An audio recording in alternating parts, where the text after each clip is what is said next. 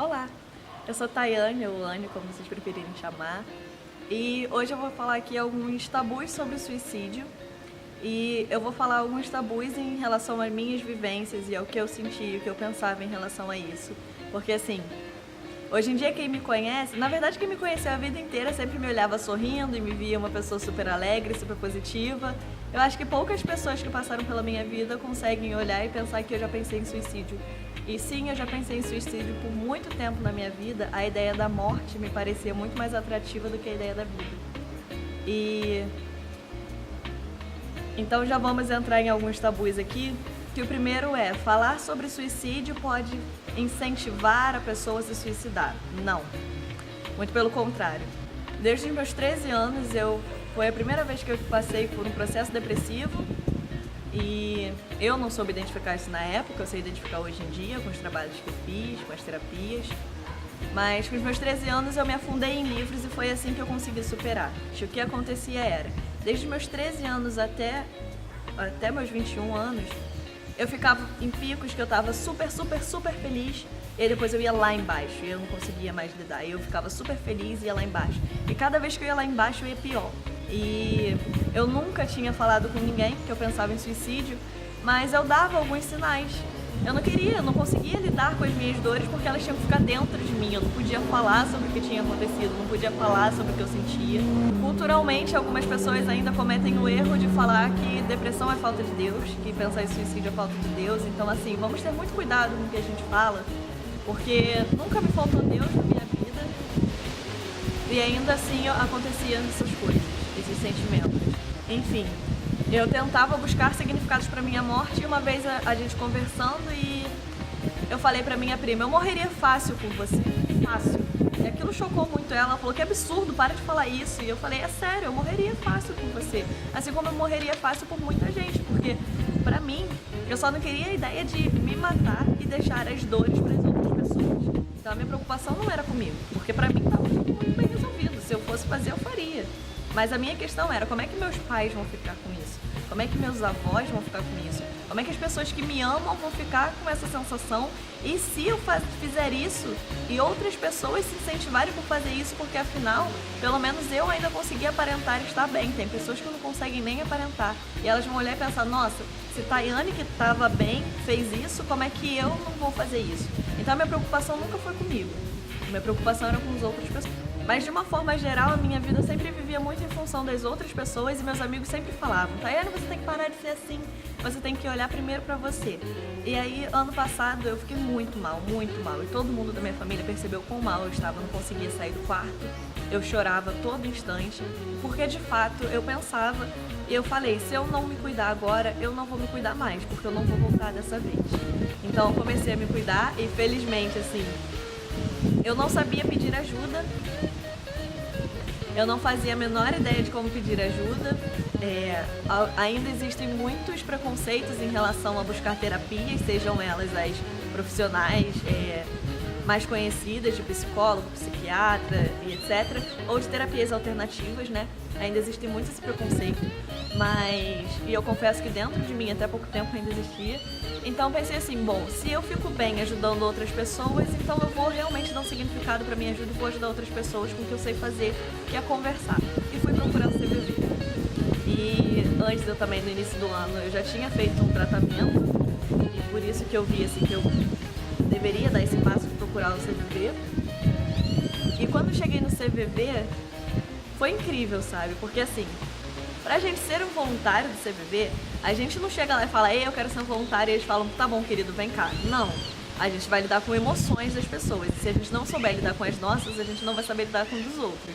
Então, eles têm um curso preparatório de uns 3 meses, mais ou menos, e ali a gente trabalha a nossa vida. A gente conversa sobre temas que são tabus. E ali foi a primeira vez que eu conversei sobre tabus que me machucaram muito.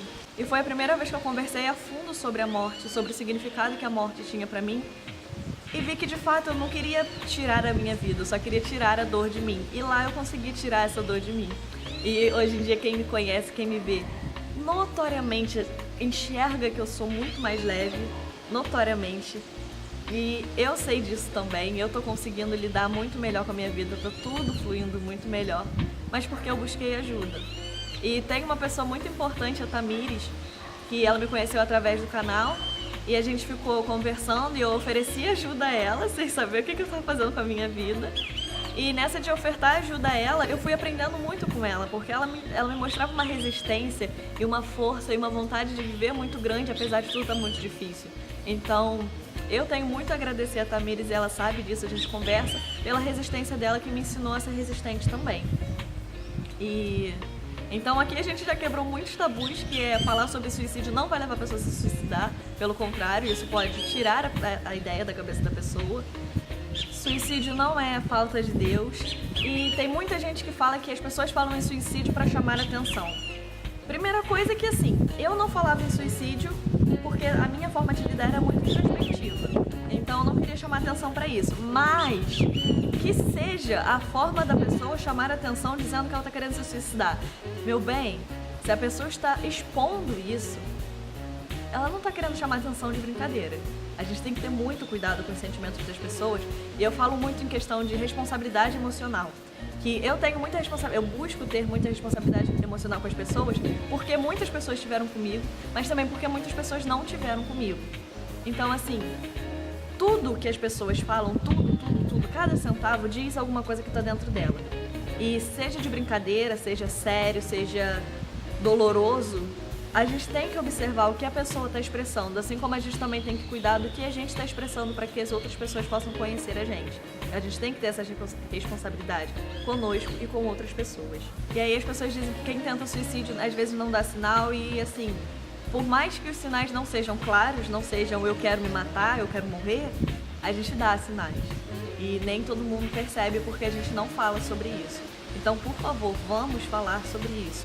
Vamos falar sobre muitas coisas, e aqui no canal, daqui em diante, enfim, eu tô me sentindo capaz de falar sobre tudo que eu sempre quis falar no canal, só que eu não tinha coragem porque eu não me conhecia o suficiente para poder trazer assuntos assim. E sim, a gente pensa muitas vezes antes de fazer, não é de uma hora para outra aconteceu alguma coisinha, vou falar para matar, não. São as somatizações de muitos fatores que a gente não conversou, que dá essa sensação de que a vida não vale a pena e seria melhor estar não aqui.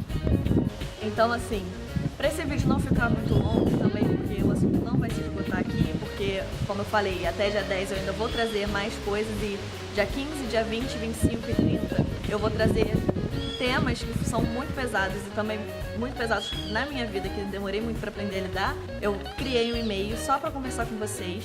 Como eu falei, eu vou deixar aqui embaixo links que eu acho úteis para poder ajudar a conversar, orientar, ensinar os sinais que damos. E podem ficar despreocupados que hoje em dia eu não penso mais no suicídio, a ideia do suicídio não me parece tão boa quanto me parecia um tempo atrás. E eu vou deixar os links aqui embaixo, eu também vou deixar o e-mail que eu criei para conversar com vocês.